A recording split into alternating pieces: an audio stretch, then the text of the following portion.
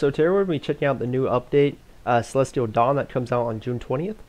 So they didn't really give a lot of information on all the stuff coming. They just kind of gave little previews of a few things. So I'll be just going over that briefly with you guys, and then once it gets closer to the actual update, we'll get more information. I'll be going over that always. But I just want to cover what we got and kind of discuss it with you guys, and let me know what you guys think about all this. So new update, June 20th, and here's a few things that are coming with it. So the first one is Nightfall Sanctuary Part 2. So they're releasing the next part of the raid. They only released part 1, and now they're releasing the final part, which is part 2. Of course, this is the hardest raid in the game.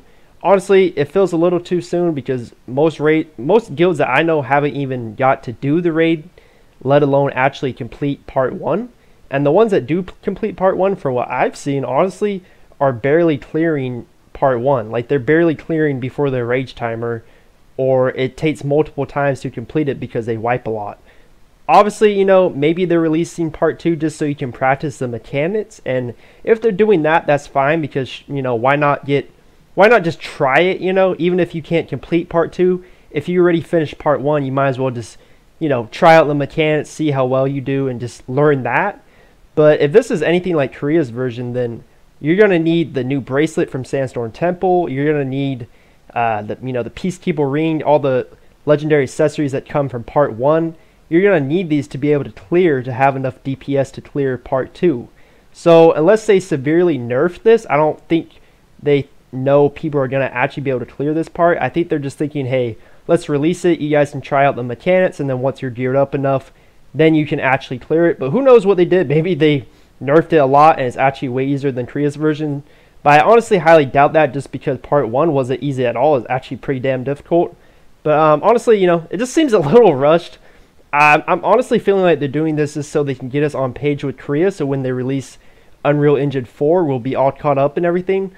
It's just kind of weird, it's very pushed on us. Most people I know have not even done Nightfall Sanctuary and won't be able to do it for a very long time. But, if you're running it, at least you can try out part 2 for the mechanics, get an idea of it. Personally, I don't really care because I won't really be running or completing Nightfall Sanctuary anytime soon, but it's nice that it's out. It's new content, why not?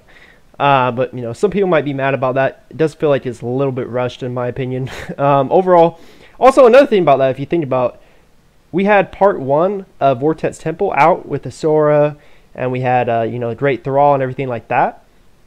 Part 2 with the High Queen did come out till like months later. It was like way down the line. So it's kind of weird, like Nightfall Sanctuary Part 2 is already coming out within like a month of Part 1 that came out. Like, that's not a big time between the parts. Like, I honestly felt like they should have waited a couple months at least, not like just like 1 month. Especially when most people are even completing this raid. But I don't want to complain about it too much. Again, it's not a big deal. If you can't run it, you can't run it. It's gonna be there when you can, so big deal. But just seems kind of weird. It's a little rushed in my opinion. Also, they're putting out Master Han finally. So if you got your bracelet from Sandstorm Temple, you can actually upgrade it now, because the piece of gear that you need to upgrade the bracelet is actually from Master Han himself. It is like a solo dungeon. It's just like Outlaw Island and stuff like that. You just solo him.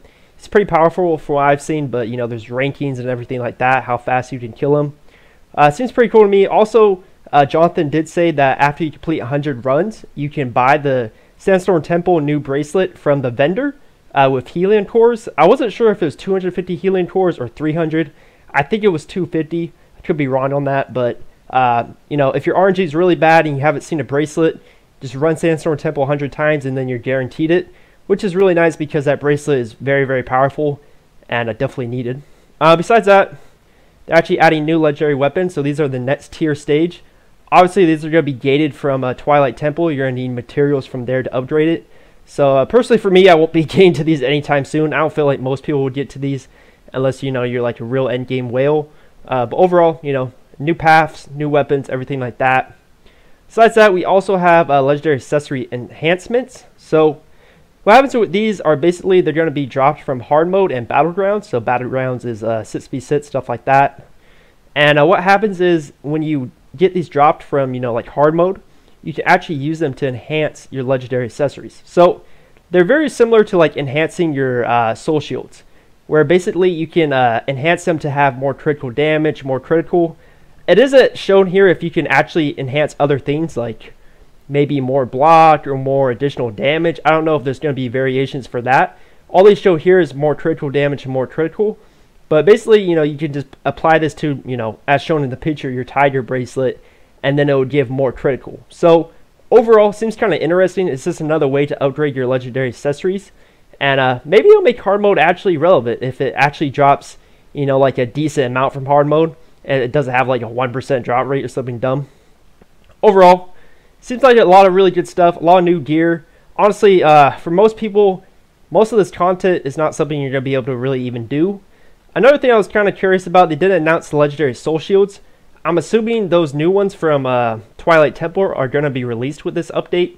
So again, those are going to be new soul shields, higher tier than the High Queen soul shields. But overall, this update is pretty good for, I would say, whales. But overall, most people, honestly, in my opinion, are not going to be able to even do most of this stuff. Most people are not going to be having these legendary weapons. Most people won't be able to do part 2. Maybe you'll be able to do Master Han, which is fine. But that's really it, honestly. It's a pretty good update. It'll be here in actually like 2 weeks, so it'll be here real soon. But overall, this update, I would say, is kind of catered to endgame players for sure. But overall, not too bad. Some kind of interesting stuff. I like to see, the patch notes and everything like that, see if there's any more changes. Let me know what you guys think about all these changes, and I'll see you guys real soon.